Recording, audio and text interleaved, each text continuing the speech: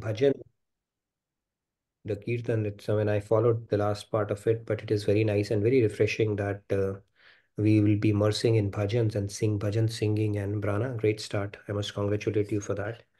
So great going. I would encourage you to stay back. We have a daily wisdom from Bhagavad Gita class where we go, very slowly. We pick a verse and can go up to a week on that verse and give practical tools.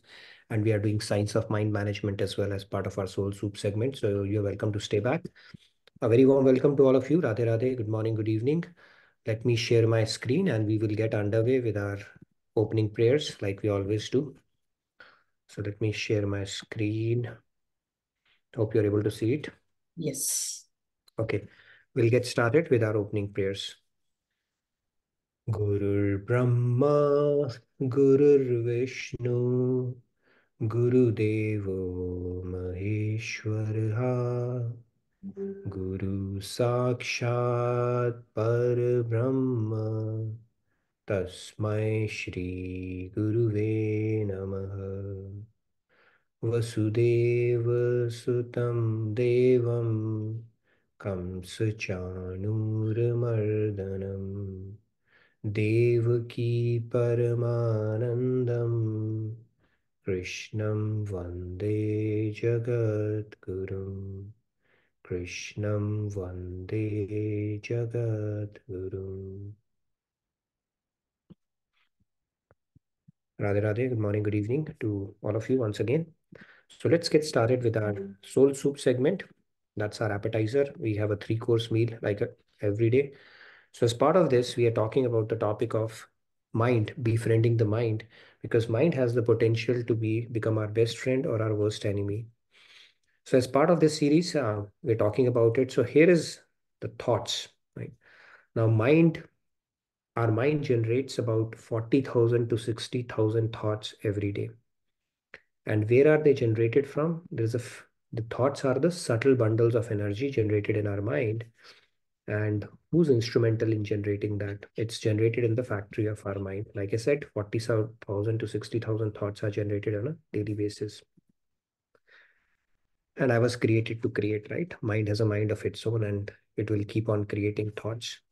And we spoke about that thought by thought, we are forging our destiny as well, right? So let's talk a little bit about thoughts. Right? These are the subtle bundles of energies. Like we said, they are created in the factory of the mind. Now, our thoughts, they are impacting us in many ways. Now, our body, it is reacting to every thought that we harbor, so much so that it chisels the contours of our face as well.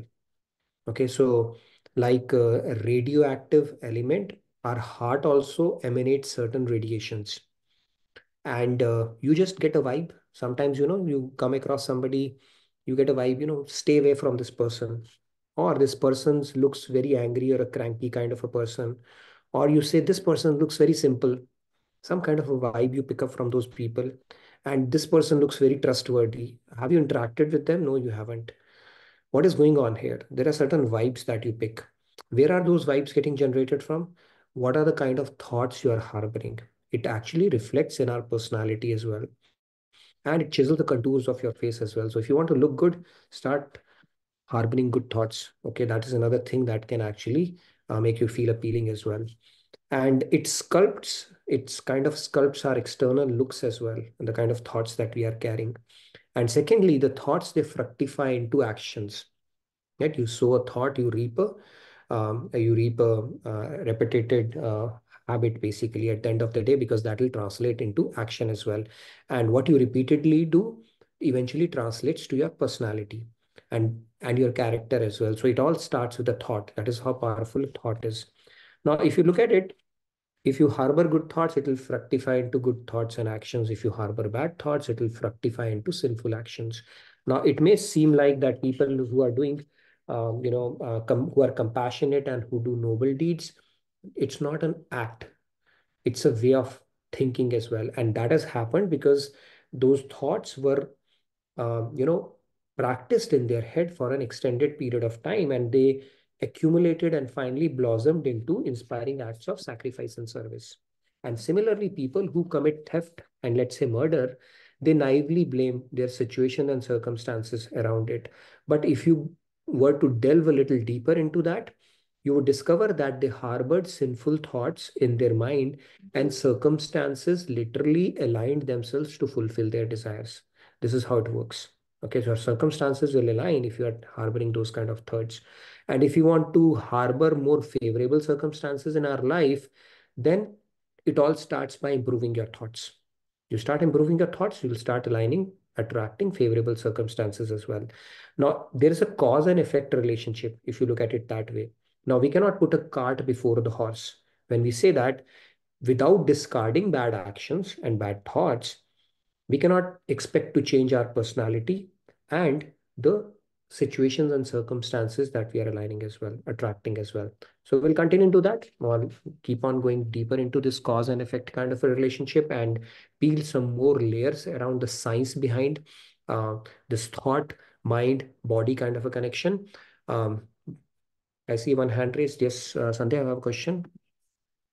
Yeah, Radhe Radhe, just quickly. So, can we say that the sanskars that anyone have also has a direct connection with the thoughts they were harboring in the previous lifetimes? True. And So every thought, it's like you see that stamp that we put. You see, right? That stamp that we put. Sometimes we have to get something notarized. We put that ink stamp.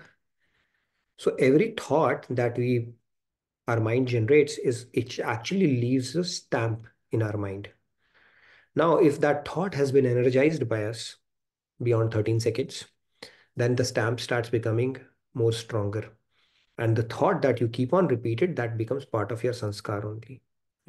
But if you simply reject the thought by having that witness consciousness, then you are not building sanskar, you are tackling it systematically. But yes, to your point, Sandhya, to answer your question directly, every thoughts are the seeding, breeding ground for our sanskars only. Right? That is how deep connection these two have. Yes, Samina? Yeah, Radhe Radhe. Radhe Radhe. Uh, how long does it take for a thought to become a sanskar so that is carry forward to the It's next life? 21 days, 42 hours, 65 seconds. I don't know. I don't know. It's like the deeper imprints you put, the deeper those sanskars would become. So we have certain predispositions in our personality. I think that is because of that repeated thought pattern that we have acquired over lifetimes. I don't know when it becomes sanskar. Might be a good question to ask God, but there must be some formula around that as well. But we have had infinite lifetime. So the responsibility is let's reject the non-beneficial thoughts and let's build good sanskars. It's always helpful. So it's like waves coming to your feet when you go to a sea beach. You are not obliged to surf every wave. So similarly, every thought that comes to your mind, there's no obligation whatsoever. Okay, let it come, let it pass. Okay, it's an interesting topic there because there's a book written by Swamiji on thoughts itself. Maybe that could be one of the series we'll pick up. But here we will just talk about thoughts and then get quickly into the mind and body connection part of it. But we'll peel some more layers tomorrow on this. Let's get into. I picked up. So today we are going to pick up a new shloka, but we will only do the tilling today. We will start really getting into deeper part of it, aspect of it tomorrow. But I have picked up a few questions, very relevant questions that people were asking yesterday, and they put it in the feedback tracker or over the chat. I thought that might be good to bring into the discussion today, to carry forward what we have been discussing and then set the ground for the shloka as well. So let's get started with our shloka for the day. I will pick up three hands. I'll recite it and then you're welcome to follow along. ब्रह्मण्याधाय कर्माणि सङ्गं त्यक्त्वा करोति यः लिप्यते न स पापेन पद्मपत्रमिवम्भसा.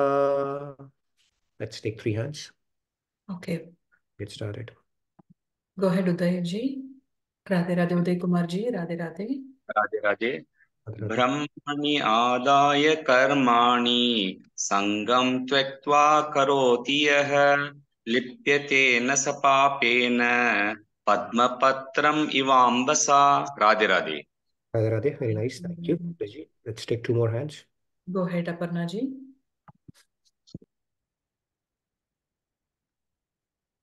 Radhe Radhe, Aparna ji, we cannot hear you. You've been unmuted. Okay, please do join back. Priya ji, go ahead. Radhe Radhe. Radhe Radhe Radhe Radhe Riya ji. ब्रह्मण्याधाय कर्माणि सङ्गं त्यक्त्वा करोति यः sorry लिप्यते न स पापेन पद्मपत्रम् इवाम्भसा Very nice, Riya ji. Radhe Thank Radhe you. Radhe Radhe. Aparna ji, are you Yes. back with your voice? Okay, I see two laptops. I think this second Aparna ji is going to probably be Radhe able. Radhe, can you hear me? Yes, Aparna ji. Okay. The first ब्रह्मण्याध्याय कर्माणि सङ्गं त्यक्त्वा करोति यः लिप्यते न स पापेन पद्मपत्रम् इवाम्भसा. Thank you, Very Radhe. nice. Thank you, Aparna ji. Okay, one more we'll take. We'll make an exception. Shirama, go ahead real quick. ब्रह्मण्याध्या कर्माणि सङ्गं त्यक्त्वा करोति यः लिप्यते न स पापेण पद्मपत्रम् इवाम्भसा. Very Thank nice. you. Thank you, Shirama. So in this shloka, oh, I see Shefali getting back today. Welcome back, Shefali. Good to see you back. Okay. So this shloka, Lord Krishna is saying, those who dedicate their actions to God, abandoning all attachment, remain untouched by sin, just as a lotus leaf is untouched by water. Okay, lotus leaf. You think you would have heard about POTUS? I think this is the first time I heard POTUS here in US. President of the United States. Okay, they call it POTUS, but we're going to talk about lotus anyways. So let's get started. But before we get into that, I picked up a topic related to, this mind, doer, what is the soul doing, what is mind doing when we go to sleep. So I thought let's talk a little bit about sleep today. Um, one of my pastimes, but let's talk about the quality and the different kinds of sleep that we can expect. And then it may address some of the questions. I think Samiran asked a few questions, but we may need a follow-up discussion. Samiran, if all your questions not answered as part of this, right? But nevertheless, let's get started. So God is the creator of the, give me a sec, something is not right.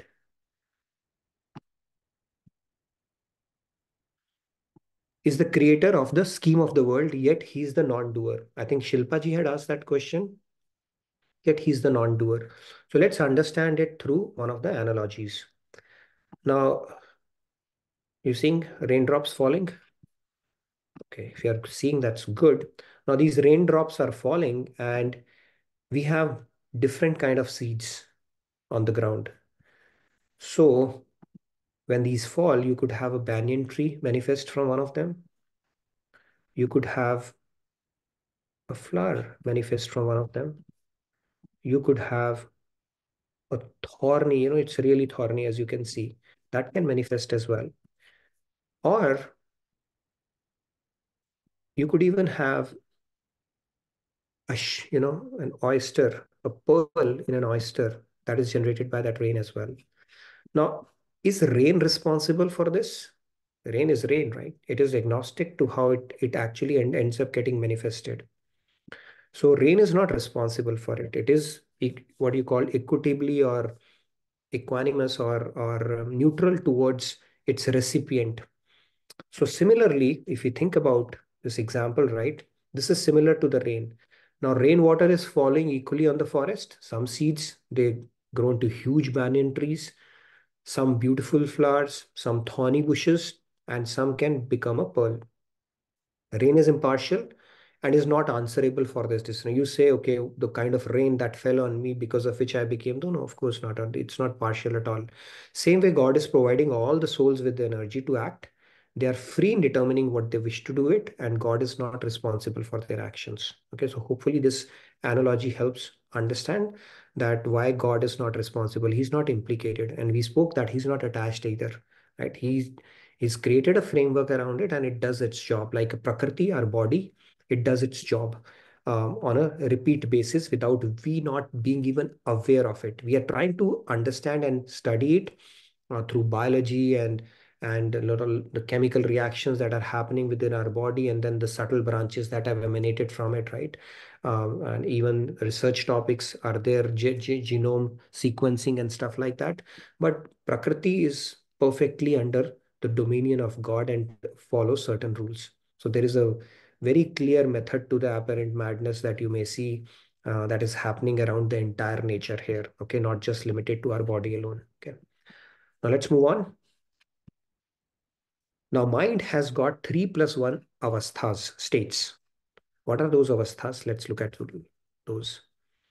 The first one is called Jagrit, waking state. We all are aware of it. Right now, we are in that state, all of us. I mean, if I put somebody to sleep, then that's a different thing. But this is called Jagrat Avastha, which is how we are for most part of our day.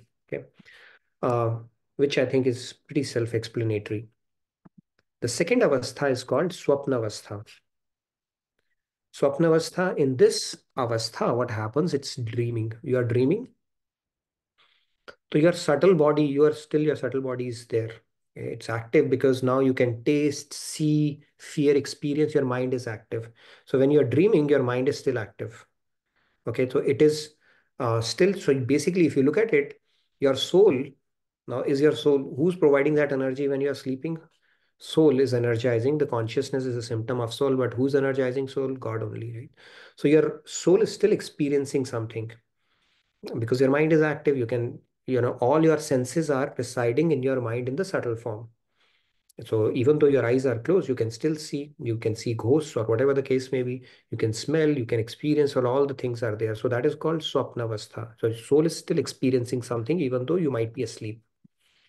The third one is called Sushupti. It's a deep sleep state. Now the subtle body is also gone. It's a causal body is only active there. Okay. Don't raise your hand and ask any questions as yet. So causal body, Sushupti Avastha, deep sleep state, you have gone in there. Now, this is a state where I would say the wakeful might when you wakeful sleep is meditation, right? So if you can reach this state in your waking state, that is the deep meditation you are getting into. So you are active, you are conscious, but you're getting into that sleep. But when the sleep is unconsciously it's happening, it is the Sushupti state. And probably that's what happens. I don't know. I'll have to ask Swamiji on that. When we are in the Mahodar of Mahavishnu, maybe we are in the deep sleep state. We are not even aware of our existence. Only the causal body exists at that point. And beyond that is called Turiya. It's a pure conscious self. Pure conscious self. You reach that stage. I think even in Sushupti state, because your subtle body, the mind has gone to sleep. When you wake up, sometimes you say, oh, I had a great sleep, right? I'm well rested. So it happens when even your mind goes to sleep. It is not dreaming. And that state is very blissful state. It is in Maya world of Maya, that is the only bliss, true bliss, which is there. It's pretty ironical, right? But the irony of that bliss is you are not aware of your existence at that point. But that is the true bliss, where only when you wake up, you said, ah, I had a good sleep. That is why I always say, right? Sometimes I used to wonder, was Kumbhakaran the only guy who was sorted out in Ramayana because he would eat and sleep, maybe in the Sushupti or the Turiya state, whatever the case may be. But this is a state where all of your mind is become inactive and you just enjoy that. In fact, when you cut out the noise from your mind, that is one of the objectives of doing the deep meditation as well. Then also you feel blissful. People say, right, when they do some activity, when they get absorbed, like dancing, a lot of people, why do they enjoy that activity? Because you are cutting out the noise, just focusing on one thing. And then when the noise starts reducing, you are more closer to your true self, right? Now in this state, if you think about it, God is dictating it, right? When we are in deep sleep, we are not even aware who we are. So your soul is energized. You are still awake, not awake, but alive. So God is still providing energy and still governing your functions. It's not like your heart has stopped or your pulse rate has dropped, right? And all those kind of things are still being maintained by God at that point. So soul has an indirect thing of maintaining that, but end of the day, your powerhouse is God only. So even when your soul is not experiencing anything in deep sleep, only when it wakes up, it realizes, oh, I had a very good experience. And Turiya is when you are in pure consciousness at that point. I think this is a state when and there is something called Turiya Tit also, when you merge with God. Turiya is called In other words, again, it's a deep topic, so I'll not go too far into it. My limited understanding, I would keep it to myself because it can confuse people. It's kind of a cervical samadhi as well, where you are aware and you are in pure consciousness at that point. Okay, now when you are God realized, is it that upgraded state, Turiya state? Because now you are interacting with God as well, right? You are aware of your consciousness, and when you lose your complete consciousness, that is called Turiya Tit or some other state as well. But the point here is, these are the different phases you get. Now we get into Swapna Avastha, we sometimes get into Sushupti, but Turiya and all, I think the deep meditations can take us into those states. Otherwise, for normal people, it's not possible to reach those stages. Deeper meditations with when you are conscious and you are in conscious sleep is meditation actually in that sense, right? Yes, Sandhya, you had a question too? For getting into Sushupti or Turiya, can one do this by self-efforts or do you need grace? No, Sushupti aspect is, we can get into that. I don't know how that happens, when that happens. So even when you are very tired, it can happen. In fact, it says that in Sushupti Avastha, God embraces you. You get a hug from God. That is why it is very blissful. You're not aware of it. That's when he does that. Um, when do you get that? Can you recreate it and stuff like that? I don't know. Maybe we'll have to ask Swamiji about it. How do we get into Sushupti? That's why some people, when they get into Samadhi and stuff, they probably enjoy some of these stages. They don't want to get out of it. So there's a lot of bliss in that because you have cut out the chatter of your mind and your soul is getting a union of the super soul at that point. Right. So that is why those are very blissful states. People don't want to get out of it. Sushupti, we do get it occasionally, not very much. Turiya, I think you need a grace of God or some deeper meditative states can take you there, but that doesn't mean it's a God realization at that point, right? That is just a temporary state that you are in. For permanent Turiya, I think a lot of spiritual merit and grace probably is needed as well to reach and sustain those stages. Yes, Poonamji, you had a question? Okay. There's a question in the chat also from Manisha ji. Okay. When we will be in Goluk or being part of his Leela, will we be in Turiya state? See, Turiya is more in this from a context of sleep, right? And now if you can enjoy that bliss and much more bliss in your wakeful state, right? That is probably what God realization is. These are from a sleep standpoint when you get into the deeper and deeper aspects of sleeps. God realization is you are doing things in a wakeful state, okay? And then you are experiencing much more bliss than what you experience you would otherwise experience even in Turiya. We can't, I mean, that is how theoretically at least I can understand. But it is in a wakeful state, not in a unconscious state or on in the deeper stages of meditation where you are simply sitting, right? In that stage, you are interacting with God, you're doing his seva, you're enjoying his, relishing his bliss in with these eyes and upgraded body. So that bliss is much higher, I would say. But this is mainly related to sleep and how you can get into deeper sleeps and then you meditate. The possibilities there is all I'm trying to tell here. Okay. Yes, Poonamji.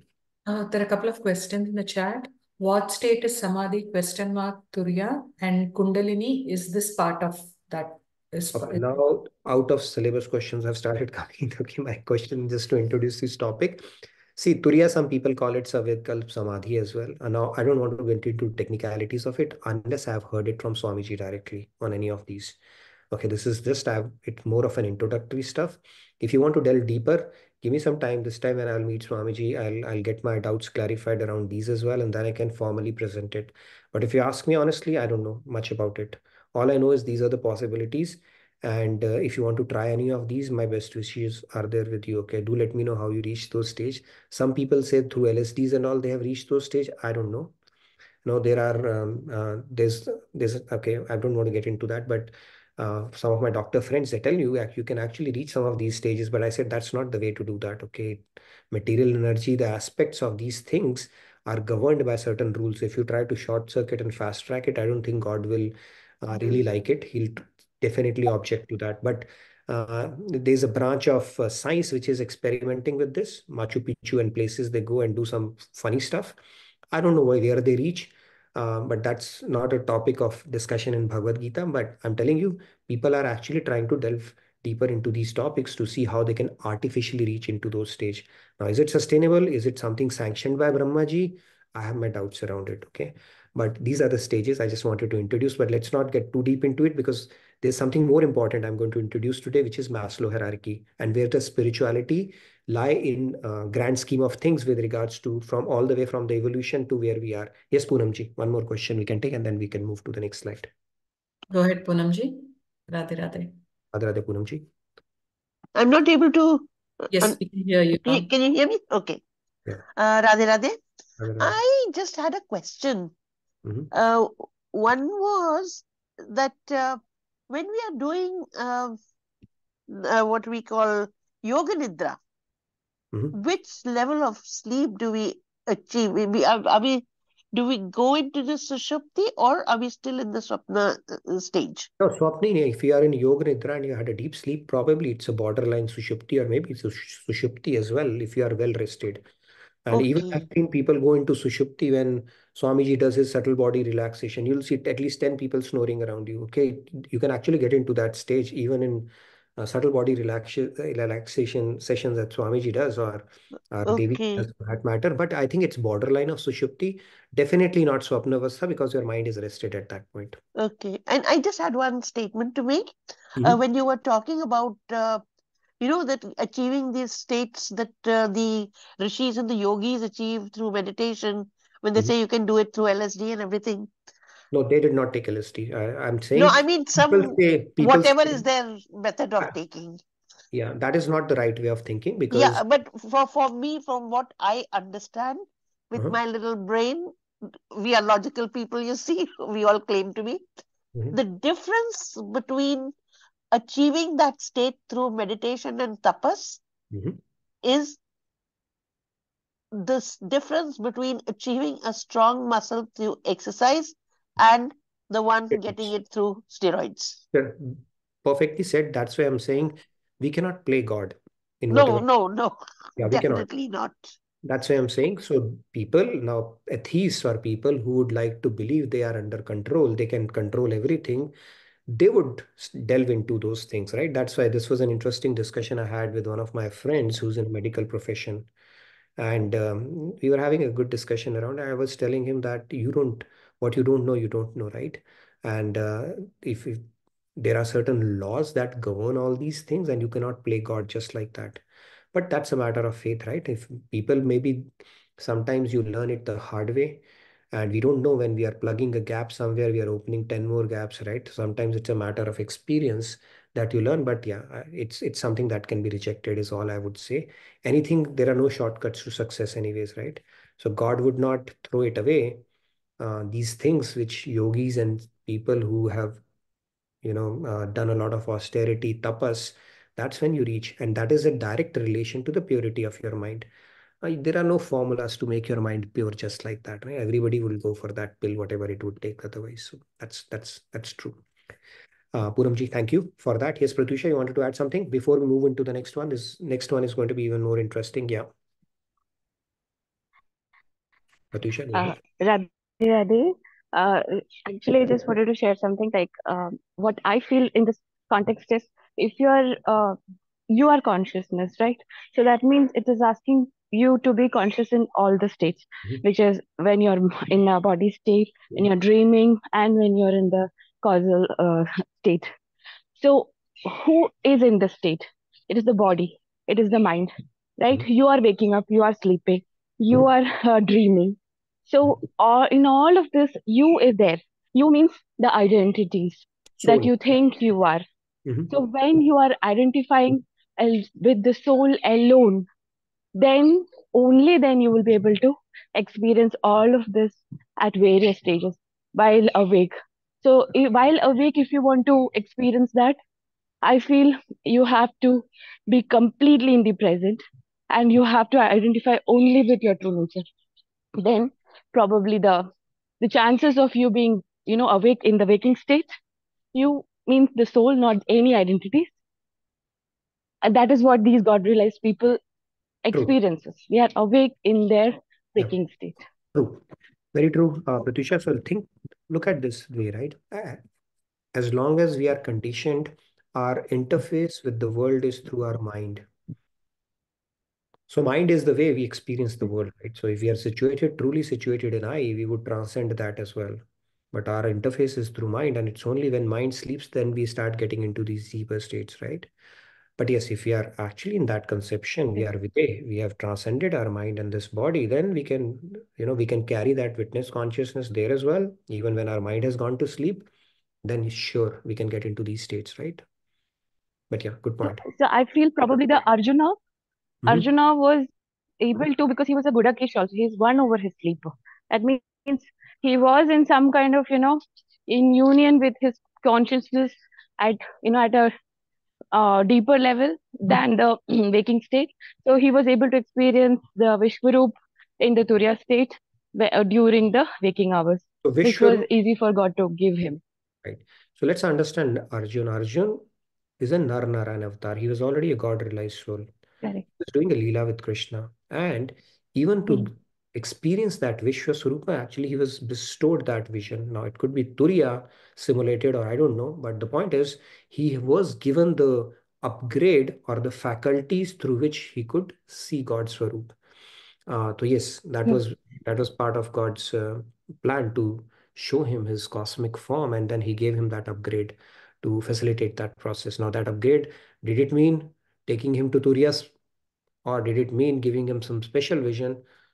It's a matter of point. But let's move on. But good point, Pratyusha. Yeah, And like only if you're in a, yes, only if you're in a soul state, you can have these things, or you have the visions and your all kinds of things is right, my you need, understanding. yeah, you need to be situated in Sorry, that. sir. Let's understand, in order to see God, you need God's grace. Okay. Yes, Even if you are situated in I, yes, without God's grace, we cannot perceive Him in its entirety, because God will, in order to see God, you need His grace. Like we may perceive Him, not in totality, but in order to see His true form, we need His grace. So grace aspect cannot be discounted or ruled out in this whole equation. Okay. Now let's move on. Now let's understand this Maslow hierarchy part of it. Then we can take the remaining questions as well. I think you would have seen this Maslow hierarchy. How do we progress in life?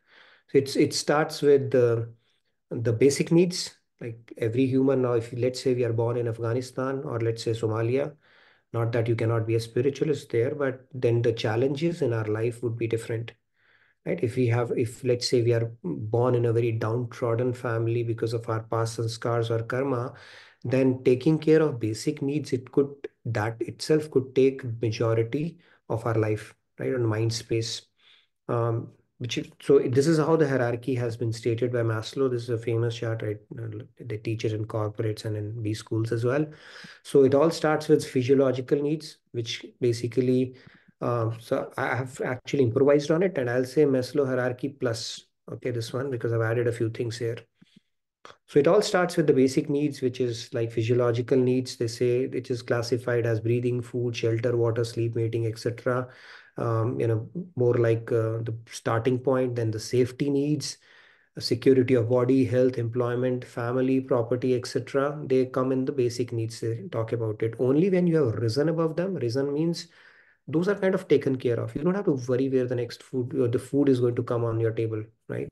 And some of the security that you need around these things, that's when you start getting into the higher needs, which is family, friendship, potlucks, social circles, meeting friends, let's hang around and stuff like that. That's when you start with that. Not everybody does that because they have too many things to worry about in their life, which center around taking care of their basic needs. So that's when you start socializing and start forging relationships and stuff like that. And then after you, a step further is the self-esteem, confidence, achievement, respect of others, respect by others. So those are, you start moving up the ladder with regards to the aspirations you need to have, you have in your life. This is how it goes. So you go towards the self-fulfillment needs, which are centered around morality, creativity, problem solving, acceptance of facts and stuff like that.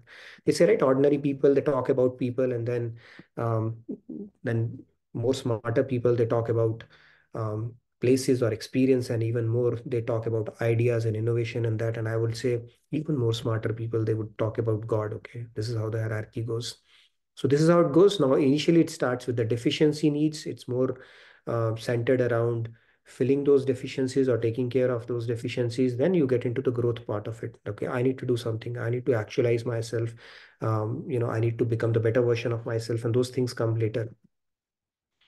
Even further, if you look at from that standpoint, comes the self-realization part of it now, the spiritual part of it. When you start spiritual on the path of spirituality, the self-realization is the first thing. Not the first thing. I mean, you don't have to, what I'm saying is from a hierarchy standpoint, if you want to go that, I mean, it's not that you have to go to self-realization to transcend further, but self-realization comes, some people stop there itself, or that could be part of the trajectory that they're on right now. And then God realization is the higher step part of it. So this is how the hierarchy goes. Maslow hierarchy plus, okay, I've added the spiritual element to it as well. Now you could take it a little backward as well, where you throw in, uh, what did you throw in? You see this, Darwin? Now you may say amoeba, it came and then all those in between the species came, if you go by the Darwin's theory, and then you became a human, right? And then you started thinking about your needs, a little more in it, which are a little more in advance than the needs of an animal, right? But this is typically how the hierarchy goes. But if we are positioned nicely for whatever reason in our current life, not only as a human, from what you call that, from the evolution standpoint, but also positioned nicely to have a spark and to explore the deeper principles around spirituality and who is God, what is our relationship with God, and what is the purpose of life, and those kind of things, then we are extremely blissful. We are already exceeded that Maslow hierarchy and much beyond in that sense. So it's a very unique opportunity not everybody gets. And I hope you're able to appreciate that. Any questions around this? Yeah, Sandhya, go ahead. Um, so I think you mentioned this, but again, clarifying. So whoever is focusing at the top of this hierarchy need not have covered whatever is under it, right? Probably they have already covered, or they have I mean, cracked. that is cracked. Okay, that is problem. But they need not have experienced or fulfilled all the things which are below. Nothing And is mandatory. Everything is optional here. right. And second thing, like this hierarchy is built based upon what is seen in reality or its theory, in the sense, like in general, if people end up getting their basic needs, safety needs, social needs fulfilled, will they really like what's the probability that they will actually get to the point of thinking about God, except for that those who are at the bottom of this hierarchy? Honestly, I think this hierarchy is more from an economic model standpoint, that people think about higher things in life only when the basic things are taken care of. Having said that, we still have saints, right, who come here, who don't have, they're born in a famished and poor families and stuff like that. But that this discounts the fact that the principle of reincarnation, you carry forward. Soul is on a journey, right? So there's an evolution of soul going on that is not captured in this model. So yes, nothing is mandatory here. It is more, it's a simplistic model to explain how humans progress in their life. And they will say, okay, first basic things have to be taken care of. Then you will start about forging relationship and have social circles when you have saturated, and then you will move beyond that to seek deeper things in life and stuff like that. But then if you look at it from a soul standpoint, you might have cracked these lessons, or you don't even need some of these. You can directly jump to, just thinking about God and working for God and have that spark early on in your life, even though you might not fit into any of these. You might not have gone through any of these steps or part of this hierarchy in this current lifetime. See what I'm saying? Yeah, and like my point being, like you can be at the bottom of this hierarchy materially, but you could still be like very much inclined towards spirituality. You don't have to go all the way up in order to, you Yep. know. It's not incremental, or let's not think that it is incremental, that you have to first do this and then only you can. Anybody from any stage can actually go towards the God realization or have that spark. So you don't necessarily have to go through each one of these stages, so to say, if that's what your question was. Make sense? Good. Yes, Poonam ji.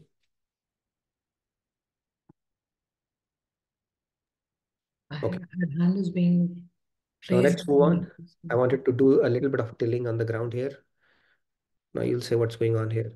So here we have a teeth and we have an enamel, right? Around the teeth, we see that.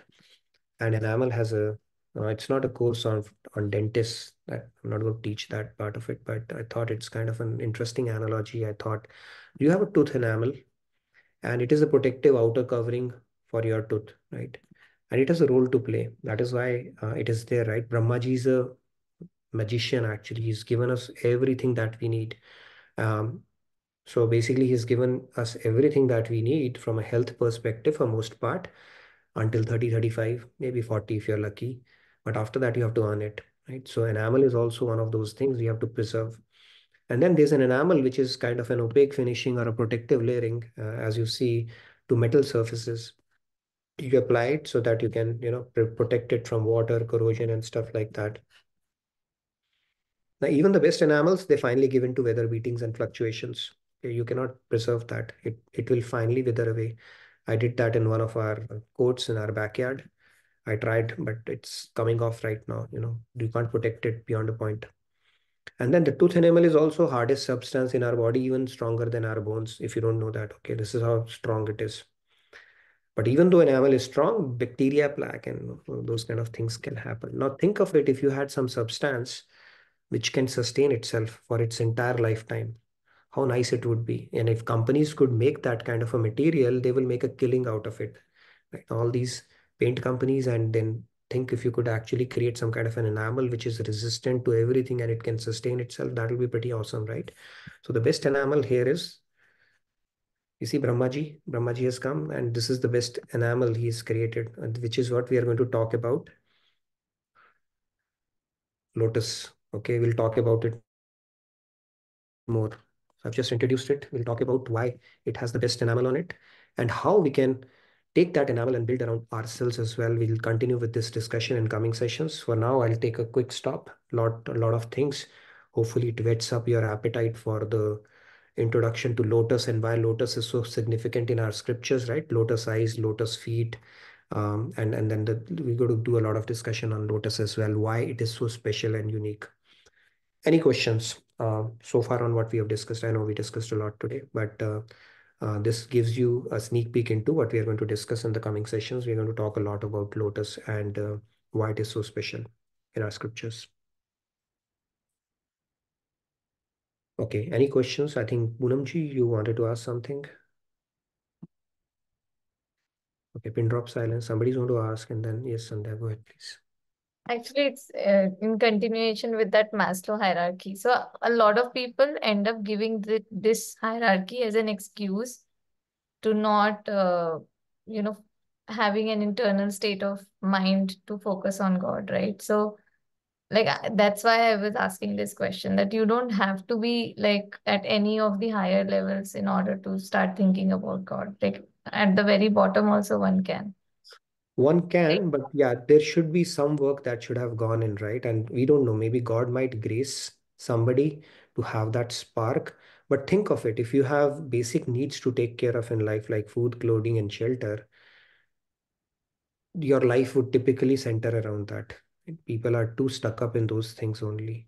Could be, I mean, majority, I'm saying, not necessarily all. It's Pravidas. There are so many saints who are there. I mean, that's the point which I, at least in my head, end up questioning, that is it really the case, or that's just The situations, circumstances do dictate it to some extent, right?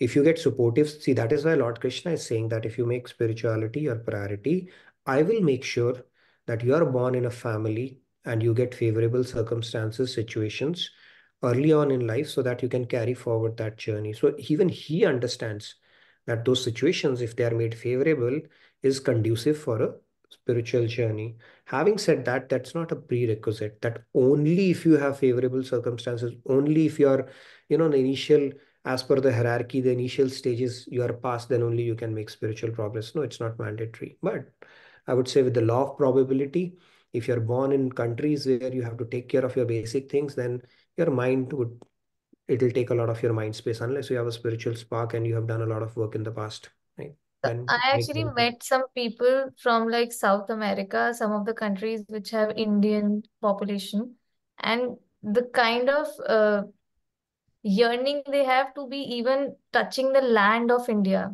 is so different. The kind like they feel that Ram descended there on the land of India, and if they ever, for even once in their life, get to touch that land, that will be a big thing. So I felt that their intent and their love for God was like much, much higher. So I'm just saying that, but maybe that's not the overall It can happen. representation, but yeah. It can happen. That's what I'm saying.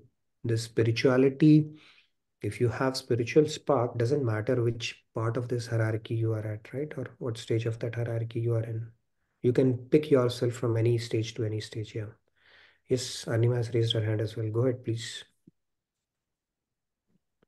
Radhe Radhe. Just to add on what Sandhya was saying, I remember that Maharaj Ji used to say that India is a special land, and if you're born there, there are many, many souls who have these previous sanskars. You can see in the Maharaj Ji, with Maharaj Ji, there are many, many people who were still in the maybe the from poverty line, but they will be connected with Maharaj Ji with all their heart. Even there was a story of an old lady who used to come just with 1 rupee, and every day she will come and say, "Where is my Kanha?" And Maharaji used to say, "Come inside," and she will come inside and give that 1 rupee and leave. So Bhakti Bhav was So if we very go by different. Maslow hierarchy, they fast track that process, right? Yeah, that is definitely possible. And yes, to your point, Maharaj used to say that there are 3 graces. We spoke about 3 graces that are humans. First is being born as a human. Second is having a spiritual spark. Third is finding a guru. And the fourth grace is being born in Bharat. Okay, that's a fourth grace. If you get that, it's also a privilege in that sense, because we grow up to the stories of Lord Ram and Krishna. So it's not like we are starting from scratch. It comes all too easily to us, right? So that is also a huge blessing. But it could be counterproductive as well, because it's like diya tale andhera, they call it, right? So when you are sitting on a gold mine, you are not able to appreciate it. And people who are introduced to this Oriental philosophy, especially our Sanatan Dharma, they pick it up very quickly because it is mind blowing. But because although we have it accessible and we hear it all day around, we lose its value, and then we say, "Oh, we know it all." So it can work both ways. Yes, Pratusha, you wanted to add something? Yes, Rahul, go. Rahul, go ahead, and then we can take Pratusha because you've raised your hand for the first time. Yeah, go ahead. Radhe Radhe. There is a very beautiful doha of Radha Govind Geet which says the same thing here, 3 lines. So it says, अति दुर्लभ तीनों गोविंद राधे नर तनु श्रद्धा guru sharan patade, which means that human life and then having a guru and then having that shraddha or the faith in the teachings of guru are very rare. Yeah, Radha. Very nice. Yeah, that's true. These are the 3 graces. And fourth is also being born in Bharat. That is also kind of a grace. Great. Yes, Pratusha, go ahead. And then, by the way, from tomorrow, we will start getting deeper into the shloka, talking about the lotus. And then if you have any questions, please fill it out in the feedback tracker, and we can certainly bring it to the session. Like I did some of the questions that came up through slides or otherwise. Yes, Pratusha, go ahead. And then we can get into it. Radhe Radhe. I just wanted to add, like when I was looking at the Maslow hierarchy, it actually explains different types of requirements. So it was just what I thought was we can categorize spiritually as sattva, rajas, and tamas. And especially a person who's not introduced into these knowledge, they will, irrespective of whatever their economic situation is, they'll be hovering in that area. But who is not, who have been introduced to this knowledge, will try for the highest thing, and eventually he will purify everything of all the gunas and will become that he's supposed to. Radhe Radhe. True. Very true. Yeah, it's a play of guna as well. So if you have a predisposition towards sattva, then you would be attracted to higher noble value virtues, even though you might be. There are a lot of stories, right, where I've forgotten that girl's name. She was born to a family which was a drug addict, and then she studied under lamps and then still made it to Harvard. I'll try to bring that story in one of the sessions. But yeah, Liz. you may have adverse. You remember the name, Amrutamani ji? I played something with Liz. Liz something, yeah. Her mother would take her money and do drugs, and she had a very horrible upbringing. But despite those adversities, she would study under the lamps, and then finally she got a call from Howard, which is what she wanted to do. And even to make it to that, I think she had a lot of. So it's a pretty fascinating story. I'll try to bring it to one of the sessions if I find it. Yeah, Sandhya, go ahead. Are we good with maybe one more question? Anita ji, please go ahead. Liz Murray. That's what. Liz Murray. Liz Yeah. Murray. Now I get it. Yeah, Liz Murray. Aparna ji said the full name. I remember as Liz, but yeah, the full name. Liz Murray. Yeah. So adversity, you do not have. If you go by the Maslow hierarchy, then probably there are so many things that were missing in that. Still, she could make right to the top of the pyramid. So yeah. Anita ji, you wanted to add something? Radhe Radhe Anita ji, let me. Sandhya, you wanted to add something? Or we are good for our devotional segment. Let's make some announcements. You wanted to show something as well, right? On the announcements and the Kirtan challenge that we have before we move forward. Monica, you wanted to add something? Yes, Radhe Radhe. Just wanted to sort of reiterate on the grace aspect of what Nitinji just mentioned. When spirituality hits you, and when it's time, there's a calling, and when you have the grace. There's a city called Global City of Peace something in Iowa, where all the Ram Bhakts literally stay there, and it's called a borderless Hindu state, where all the Ram Bhakts are basically not just anybody. They are like neurologists and scientists and all that. And in fact, they run their own currency. That currency is called Ram, and 1 Ram is equal to 10 euros. So it's right here in USA. So even if you are not born in Bharat, but then if you have the calling and grace, then it can happen anywhere. I just wanted to highlight that. Yeah, was that some kind of a Ram Rajya they have established there, right? Yeah. Yes.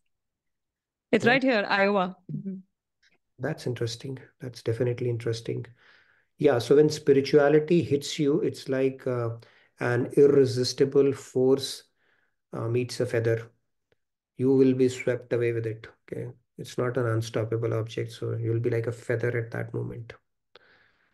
Yes, you wanted to show something, Sandhya? Go ahead before we get into our devotional segment.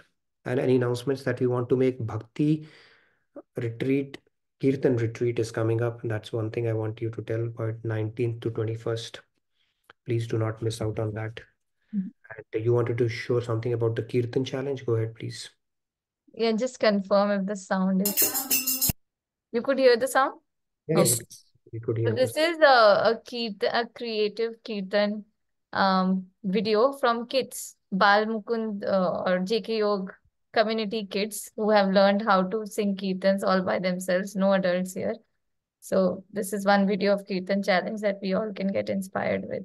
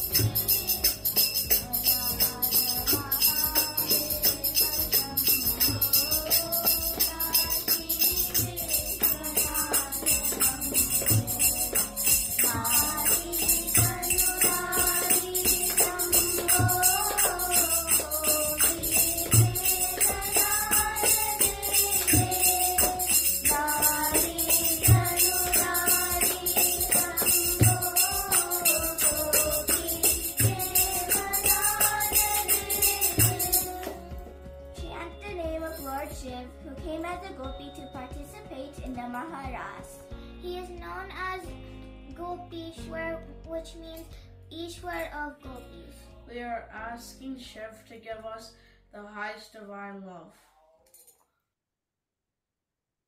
All That right. is pretty. Adults can do that too, right? So that is pretty inspirational. No pressure though. We don't have to sing as well as kids do, but can definitely give it a shot. All I right. just wanted to add every Friday, starting from this Friday, we will be having Kirtan learning for kids in the same Zoom session, which we are doing. So it will be from 8 to 9, 8 p.m. to 9 p.m. Yeah. Every And Friday for kids. I mean, yeah. And Mondays for adults. wonderful. And just to add one more thing, actually, those who are local to Dallas, if they want to learn how to dance on Kirtans and if they want to learn how to play dholak for Kirtans, all those workshops are happening right here at Radhakrishna Temple. So definitely check that out and don't miss out on the opportunity of learning these skills. Dance on Kirtans, you said? Yeah, I'm sure like they're dance workshops, so you can utilize it for learning dancing on Kirtans. We have people who can definitely teach that. See, you see two thumbs. Showing thumbs ups. It's Look called at the Hanuman Paddhati. Yeah. Okay. And 19 to 21, that retreat is the first of its kind ever in the history of JKYog here in US. So please do make it a priority to attend that. That's going to be pretty awesome. And yesterday I said, right, Sant Milan ko jaiye, taj maya abhiman, ik ik pag ik pag dharti dhare, so yagya saman. So when you go to meet a saint, every step that you take is equivalent to 100 yagyas. See, you have to arrange so many of material, dravya, panditji, muhurat to do yagya, one yagya, and 100 yagya you can do just by taking one step. And if your house is even further away, you can start walking. You can imagine how many yagyas you have performed, right? So great. So now let's move on to our. Yes, Minuji, you wanted to say something? Oh, you want to recite? Please go ahead. Go ahead, Minuji. Riyaji, we missed yesterday, so let's start with Minuji. Riyaji will Correct. give you definitely a chance today. Yeah, go ahead. We have 8 more Yeah. minutes. Let's move to our Right. devotional segment. Yeah. Radhe Radhe. Radhe Radhe. I just wanted to add that the Bal Mukund's were from Radha Kunj LA, our center, the Bal Mukund, while we are doing satsang on Saturdays, and in the other room, Pooja Parak is their teacher. So she is teaching them. They were recorded over there. Just Minuji, wanted you to specially called that out to take credit, huh? That they're from. I'm giving credit to Pooja Parak, not to Radha Kunj Center. I'm saying Pooja Parak is the teacher. That was very nice. So thank you for the Thanks. Thanks. By the way, for those of you who don't know, you can go check it out, Radha Kunj. They have a beautiful Kirtan channel that they have created and wonderful singers. You know, if you want to do Roop Dhyan, you may want to subscribe to that channel and check it out. It's wonderful. Thank you, Minuji. And have you raised your hand to recite as well?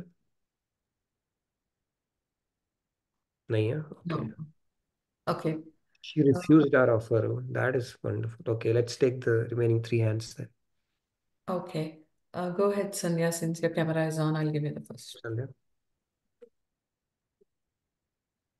माया है जड़ शक्ति पे ज्ञानी हूँ पार न पाय राधे राधे या को कारण स्वयं हरि या को प्रेरक आए राधे राधे जय Radhe Krishna Radhe Radhe Radhe Krishna Radhe yeah. Thank you, Sandhya. Riyaji.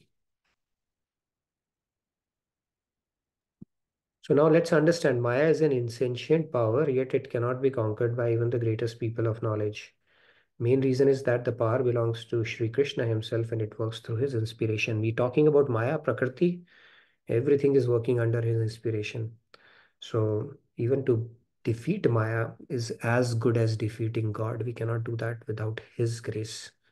That is where his grace is important. So that is where we say we can get up to Atmagyan, but still we haven't conquered Maya because Maya also has two aspects to it, the Vidya Maya and Avidya Maya. So you cannot conquer Maya with your self-effort alone. We need God's grace regardless. Yes, Riyaji, please go ahead. Radhe Radhe. Radhe Radhe. माया है जरा शक्ति पे, ज्ञानी नु पार न पाए। राधे राधे। या को कारण स्वयं हरि, या को प्रेरक आय। राधे राधे। जय Radhe Krishna Radhe Radhe, Radhe Krishna Radhe. Very nice, Riya Thank ji. you. Radhe Radhe. And this verse also reiterates what we have been talking about, that the power belongs to Shri Krishna and it works through his inspiration. So our body, which is also made up of Maya, which is a part of Prakriti itself, is working under his inspiration. That is essentially what we are talking about. That is why we are not that word. So our body, all the functions actually are working under his inspiration. Everything is following the script it has been provided. Yes, Anita ji, please go ahead. Please go ahead, Yeah, Anita. yeah, Radhe Radhe. Radhe Uh, Radhe. yeah, Amrutavani ji said the answer, so I down my hand. Okay, I'll go. माया है जड़ शक्ति पे, ज्ञानी हो पार न पाय। राधे राधे। या को कारण स्वयं हरि, या को प्रेरक आये। Radhe Radhe. In reality, Maya is an insentient power, yet it cannot be conquered by even the greatest people of knowledge. The main reason is that the power belongs to Sri Krishna himself and it works through his inspiration. Thank you, Radhe Radhe. Anita ji, Radhe Radhe. So I think I can go as well if nobody else is there. Yeah, we still have 3 more minutes to spare. So let me quickly go that as well. माया है जड़ शक्ति पे, ज्ञानी हूँ पार न पाय। राधे राधे। या को कारण स्वयं हरि, या को प्रेरक आय। राधे राधे। जय Radhe Krishna Radhe Radhe, Radhe Krishna Radhe. Great. So thank you everyone again for a very engaging session. And please fill out the feedback tracker if not already, and we'll continue on our discussion of this shloka tomorrow. Stay blessed and have a great rest of your evening and day. Yes, Sada, you want to add something? There is another treat video which I want to show if someone approves. Okay, we have 2 minutes. If it's less than 2 minutes, then we can play. 10:05, something happens. Okay, so let's go ahead, play it quickly. But actually, I don't know if I have the permission to show this, so it's okay. We'll shoot in the next class, maybe. Okay. We have one of our class participant who is there, and it's really nice, but I don't know if they are. Okay, show me on the side. Okay, we'll figure out. Okay, we got the permission. Okay, let me show you then. The permission? Okay. Yeah.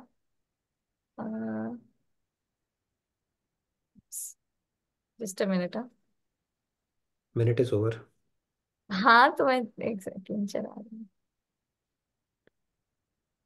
Monica, you are doing like this. I hope it's something interesting only. Oops. जल्दी pressure में गलत screen दिखा रही हूँ.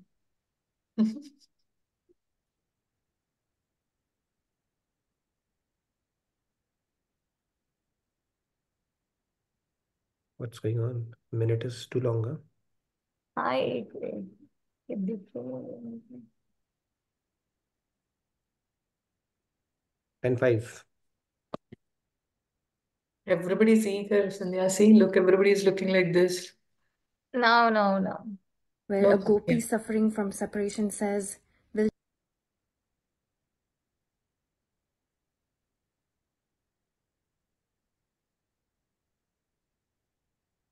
What is this? This bhajan is from Maharajji's Viraha Madhuri, where a gopi suffering from separation says, "Will Sham Sundar never return to us? He's so soft-hearted. Has he really become this cruel?"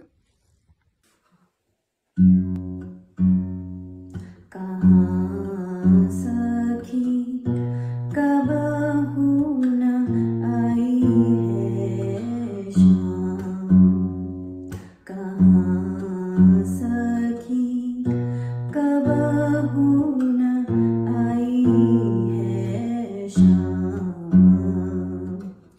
बनी है कहाँ निठुर पिया है तीक, बनी है कहाँ निठुर पिया है तीक, सरल सुखद सुखधाम, कहाँ सखी सरल सुखद सुखधाम, कहाँ सखी कहाँ सखी कहाँ सखी कबहू न आई है शाम, कहाँ सखी कबहू न आई है शाम। Radhe Radhe is That from Maharajji's Viraha Madhuri, where a gopi Yeah, that's repeat. Yeah. So it So seems it was a treat, right? where is the protagonist? Let's call the protagonist and ask what gave her the inspiration to sing it on. This is the first time guitar version I've seen. There's a lot For in a Maharajis. Yeah, I mean, actually, we've seen from, I think, Urvi and her friend, they had done Guru They Charan did Kamal. it, Urvi and her friend, right? Right. They had This done Guru Charan Kamal Balihar, but this was also just mind-blowing. was something. So where is our protagonist? He's You can't be shy. You're not allowed to be shy here, Cash. What inspired you to do that? That was a wonderful performance for sure. Thank you. It's a beautiful bhajan. I just connected with it. That's all. That was nice. Very melodiously, soulfully played and sung, both of it. I think it was a different way of rendering that music for sure. So thoroughly enjoyed it. And thank you for playing that. Monica, she told me, and she got the permissions as well. So, yeah. Great. Love to hear. Radhe Radhe Yes, Monica Nitin ji. जी बहुत बहुत पीछे पड़ना पड़ा ये करना ही नहीं चाह रही थी कि मतलब नहीं स्क्रीन पे नहीं सबके सामने ज्यादा हो गया and all that like I said she is like one of those जो पीछे रह के सब कुछ करना चाहती है और सारे पुण्य बटोर लेना and all that but she sings so well oh my goodness I was chatting with her on the side कि please share करने दे so she's again gone now but Agreed. beautiful isn't it It was very different way of thank you for playing that. Great. So with that, anything else you want to play today, Sandhya, or your bucket list is full now? No, it was worth Thank it you. for sure. We had a bit of an extended session, but very well worth it. So thank you again, everyone, for a wonderful session, and I look forward to seeing you tomorrow. Bhajan challenge. If this doesn't inspire you, I don't know what else would, right? So go ahead and pick up your guitar, tabla, jazz, whatever you want to play. We can do it in very creative styles, right? As you see. So, okay. So, yes, Monica, you wanted to say something? Are you good? No, I was saying that I can create my reel just lip syncing because she's singing so well, right? Insta can pick up those tunes and people can do that, right? You never know. Yeah. Yes. Great. So thank you, everybody. Radhe Radhe. Have a wonderful rest of your day and great rest of your evening. And I look forward to seeing you tomorrow. Thank you. Good night.